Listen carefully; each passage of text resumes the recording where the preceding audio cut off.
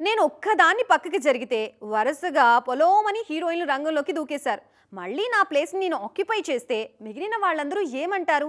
Just ఇదే ఉంది పూజా హెగ్డే మనసులో. వాళ్ళు వీళ్ళనే తేడా లేకుండా తన దగ్గరకు వచ్చిన ప్రతి ఆఫర్కి గ్రీన్ సిగ్నల్ ఇచ్చేస్తున్నారు పూజ. పూజా హెగ్డే ఇప్పుడు యమ స్పీడ్ మీదున్నారు. ఆల్రెడీ జననాయకంలో ఆమె హీరోయిన్. లారెన్స్ కాంచనా 4లోనూ నాయికగా నటిస్తున్నారు. దుల్కర్ సల్మాన్తోనూ హీరోయిన్గా ఆమె నటిస్తున్నారు. బాలీవుడ్లోనూ ఓ ప్రాజెక్టు రెడీగా ఉంది. ఇవన్నీ కాక త్వరలో ధనుష్తోనూ జోడీ కట్టడానికి సై అన్నారు పూజా హెగ్డే. పూజా హెగ్డే అందుబాటులో లేక మిగిలిన హీరోయిన్ల గురించి ఆరా తీశాం కానీ ఆమె ప్రాజెక్టుకు సైన్ చేస్తే మిగిలిన వాళ్లతో పనేంటనే టాక్ వినిపిస్తోంది మేకర్స్లో. ఈ ధోరణి వల్ల భాగ్యశ్రీ అవకాశాలకు గండిపడుతోందా? మిస్టర్ బచ్చన్ ఫ్లాప్ కావడం బాగా మైనస్ అయింది భాగ్యశ్రీకి. ఇప్పుడు కాంతా మీద ఉంది కాన్సంట్రేషన్. ఆ వెంటనే ఆంధ్రా కింగ్ తాలూకా ఉంది. వీటి పరిస్థితి ఏమాత్రం అటు ఇటు అయినా భాగ్యశ్రీ కెరీర్లో కోలుకోవడం ఇబ్బందే.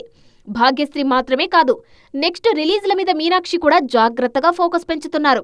సంక్రాంతికి వచ్చే అనగనగా ఒకరాజు మీద ఉంది మీనాక్షి దృష్టి. ఈ సినిమా సక్సెస్ ఆమె కెరీర్కి చాలా కీలకం. లాస్ట్ ఇయర్ గుంటూరు కారం, ఈసారి సంక్రాంతికి వస్తున్నాం హిట్ అయ్యాయి. నెక్స్ట్ ఇయర్ అనగనగా ఒకరాజు కూడా క్లిక్ అయితే సంక్రాంతి హ్యాట్రిక్ లేడీగా ఫేమ్ తెచ్చుకుంటారు మీనాక్షి. ఒకవేళ తడబడితే మాత్రం ఆమెకు రావాల్సిన అవకాశాలను పూజా హెగ్డే ఎగిరేసుకుపోయే ఛాన్సులు ఎక్కువగా ఉన్నాయంటున్నారు క్రిటిక్స్.